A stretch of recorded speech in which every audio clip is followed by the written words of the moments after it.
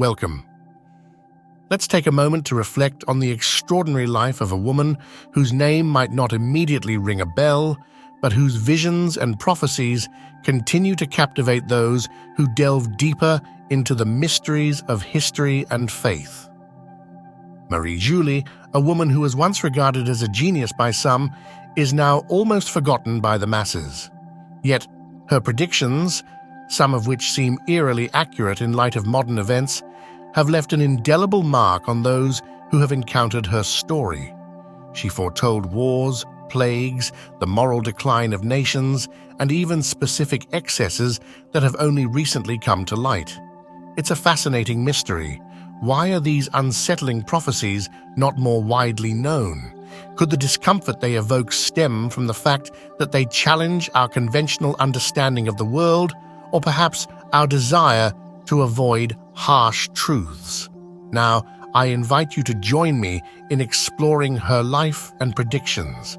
Are you ready to uncover what her messages might still mean for us today? MarieJulie was born in 1850 in the peaceful rural countryside of Loire-Atlantique, a region where the rhythm of life is shaped by the early rising of farmers tending to their animals and working the land. Her birth took place on a Wednesday in December, a day traditionally associated with penance and reflection in the Catholic faith. It's almost as though her parents instinctively understood the unique path their daughter would follow, for she was baptized almost immediately after her birth and placed under the care of the Virgin Mary. At first glance, her early life appeared to be unremarkable. She grew up in a devout family where attending Sunday Mass and reciting the Rosary were integral parts of their daily routines. But there was something exceptional about her. From a young age, MarieJulie demonstrated a profound spiritual sensitivity. While other children played in the fields, she was drawn to prayer and meditation, often seeking solitude to reflect on matters beyond the ordinary world. As she grew older, this sensitivity became more apparent, setting her apart from her peers and even attracting both interest and ridicule. But despite the skepticism of those around her, she remained resolute in her spiritual calling. At the age of 23, MarieJulie experienced an extraordinary event that would change her life forever. She began to display the stigmata, the visible wounds of Christ, marking her with injuries on her hands, feet, and side. These bleeding wounds were not explained by any natural cause, and regardless of one's religious beliefs, they became impossible to ignore. Some dismissed her experience as a psychological disorder, while others believed it to be a miraculous sign. For MarieJulie, this was the beginning of a divine mission, a calling to warn humanity of the dangers ahead. The stigmata were not just a mark of suffering, they were a signal of the spiritual path she was meant to walk. Beyond the stigmata, MarieJulie experienced profound mystical experiences, including ecstatic visions that took her to realms beyond human comprehension. During these visions, she received messages from the Virgin Mary, Christ, and various saints. On some occasions, she claimed to have witnessed scenes from the future, describing natural disasters, political upheaval, and the horrors of war. She is said to have foreseen events like the First and Second World Wars long before they took place. But her prophecies were not just about predicting future events, they were also urgent calls to action. She warned that in order to prevent these calamities, humanity needed to change its spiritual course. Repentance, prayer, and a return to faith were crucial to avert disaster. Among the various predictions she made, one of the most striking was her foretelling of a devastating viral outbreak. Many believe that her description of this health crisis bears a chilling resemblance to the COVID-19 pandemic. Some argue that such widespread diseases have always existed throughout history, citing examples like the flu or the plague, so it may just be a coincidence. Yet when we hear her vivid descriptions of suffering, mass panic, and societal disruption, it's hard not to draw parallels to what we've recently witnessed. These prophecies still resonate with us today, as each new global crisis seems to echo the warnings she issued so many years ago. However, not everyone embraced her message. The local church was initially cautious about her claims, wary of endorsing supernatural phenomena without thorough investigation. The authorities, both religious and civil, were concerned about the potential social upheaval her growing following might cause. Over the years, MarieJulie was scrutinized by physicians, exorcists, and church officials who sought to verify whether her miraculous experiences were genuine. Some remained skeptical, while others were convinced of her authenticity. Regardless of the varying opinions, her life became a subject of fascination for a dedicated group of followers who were deeply moved by her spiritual journey and her prophetic insights. Her predictions, however, were not confined to France alone. Given the country's deep Christian history, she prophesied that France would be the first to experience divine retribution if it strayed too far from its faith. In her view, France, as the birthplace of many of Christianity's most sacred sites, such as the sanctuaries of Lourdes, the Cathedral of Chartres, and the iconic Notre Dame Cathedral, had a special responsibility to uphold its moral and spiritual integrity. MarieJulie believed that if France allowed itself to fall into moral decay, it would face severe judgment, and the consequences would be felt not only by the nation, but by the entire world. A lot of ink has been spilled over one prophecy in particular, the one about the 3 days of darkness. MarieJulie foresaw a cosmic occurrence in which the sun and stars would be unable to penetrate the Earth's nocturnal veil, trapping it in complete darkness.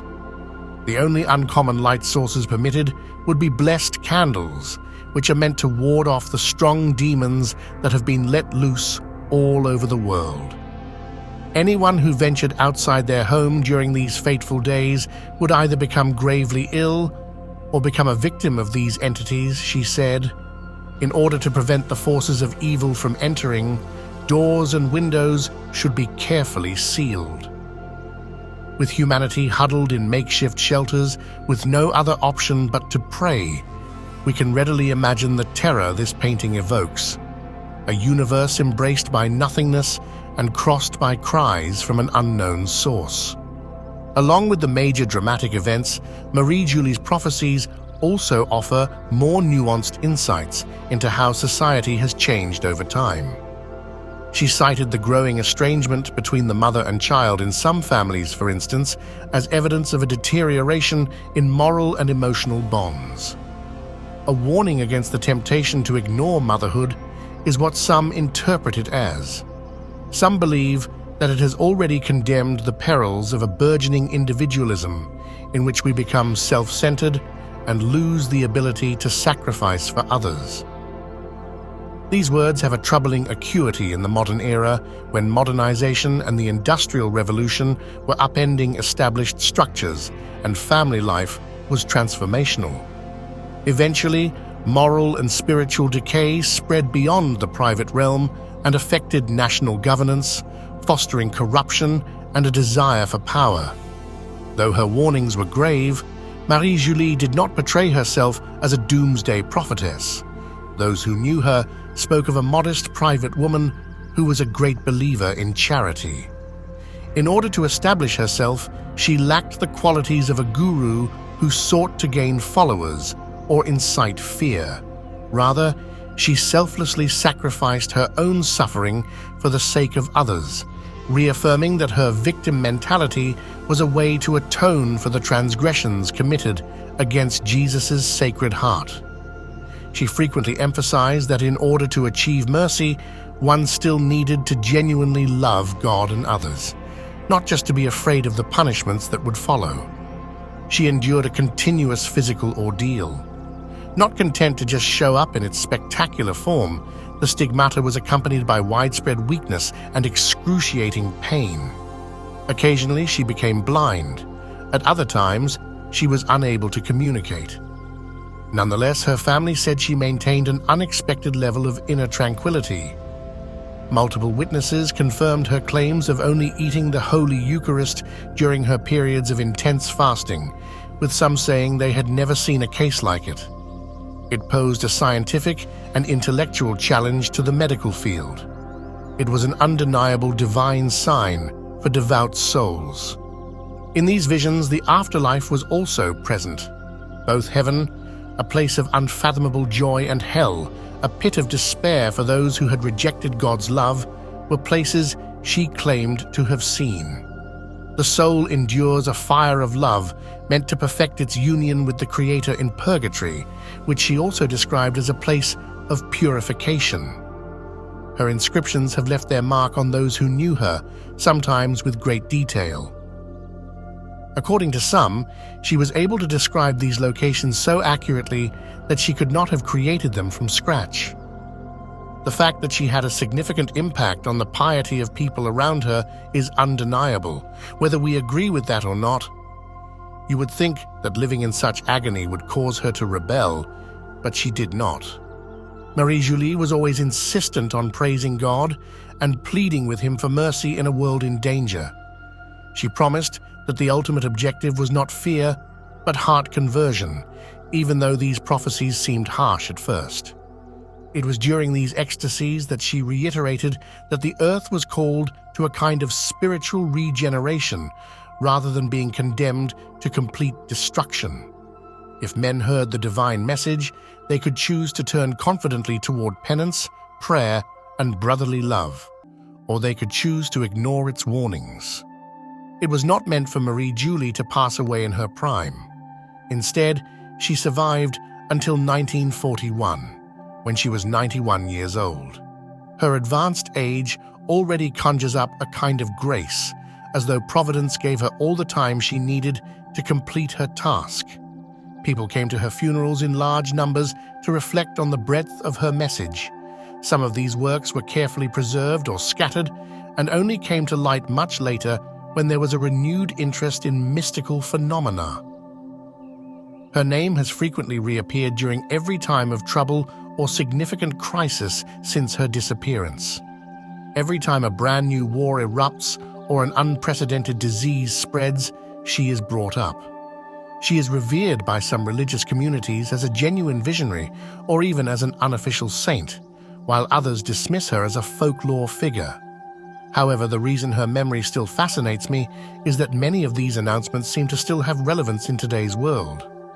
The loss of traditional values, the relentless chase for excitement, the impact of globalization, and the rapid rise of technology all contribute to a growing sense of unease in the world.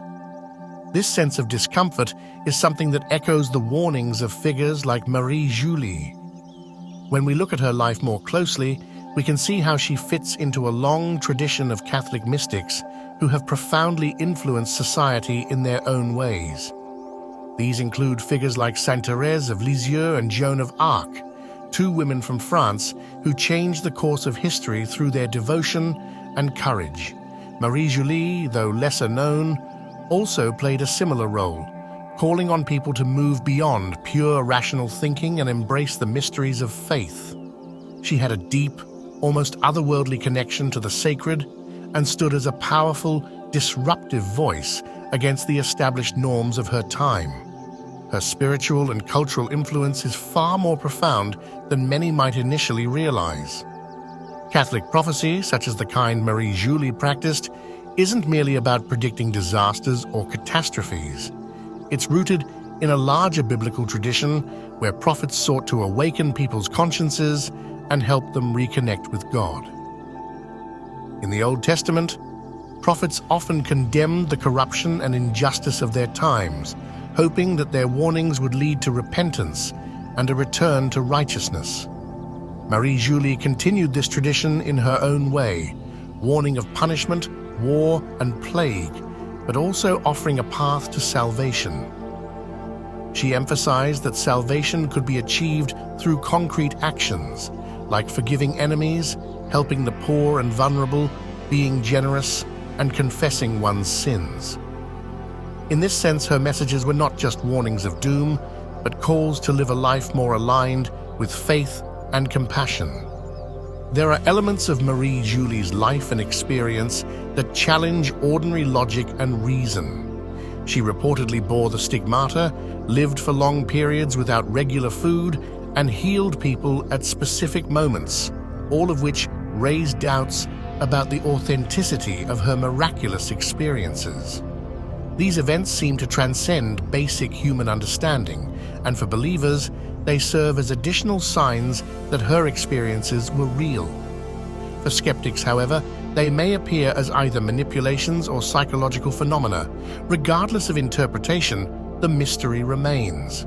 How could someone with no formal education accurately predict future events, endure such physical suffering, and articulate a spiritual doctrine that is so closely aligned with Catholic teaching, especially when she lived well beyond the typical lifespan of people in her time?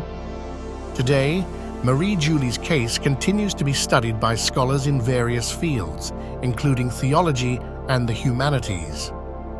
Some researchers try to compare her prophecies with historical records to assess their accuracy, while others focus on understanding her current influence. Prayer groups still meet in secret, reflecting on her words and preparing for any potential future crises that she may have foreseen. In the age of the internet, her image and prophecies are shared widely on social media, sparking debates and passionate responses from people across the world. Although the rural, humble setting of her life in the Loire-Atlantique seems far removed from our modern world, the fascination with her story remains strong. If we take MarieJulie's prophecies seriously, they seem less meant to instill fear and more intended to encourage deep reflection on our lives and our relationship with God. Her messages touch on timeless issues such as the fleeting nature of life, the importance of unity, the reality of evil in the world, and the role of faith in a society that is constantly changing. Her words can be interpreted as allegories, offering symbolic lessons, or they can be taken literally, warning of actual events. Either way, her prophecies seem to hold up a mirror to our own failings and hopes for redemption. One thing is clear, her story is impossible to ignore. It reminds us that, throughout history, people have always looked for light in times of darkness and sought guidance in moments of uncertainty. What makes MarieJulie's example enduring is its unique combination of mystery, faith, and the confrontation with suffering. In a world where so much happens quickly and where even the smallest doubts are often explained away, her life and prophecies remain both thought-provoking and inspiring. Even if all we take away from her story is the strange and compelling atmosphere that surrounded her predictions, we are still left with the challenge of embracing the unknown with humility and openness. Her story reminds us that there are still mysteries in life that we may never fully understand. The interpretation of her visions is, of course, subjective. Everyone can draw their own conclusions about what she meant, but there is an important question we must all ask ourselves. Are we prepared to take responsibility for the crises unfolding around the world? Are we willing to change our lifestyles, to be more spiritual, humane, and respectful of one another, as her messages seem to urge us to do? Perhaps the greatest challenge that MarieJulie's life presents to us is not simply to satisfy our curiosity about her miraculous experiences, but to live according to the deeper, more fraternal way of life she seemed to advocate, a way of living rooted in hope and compassion.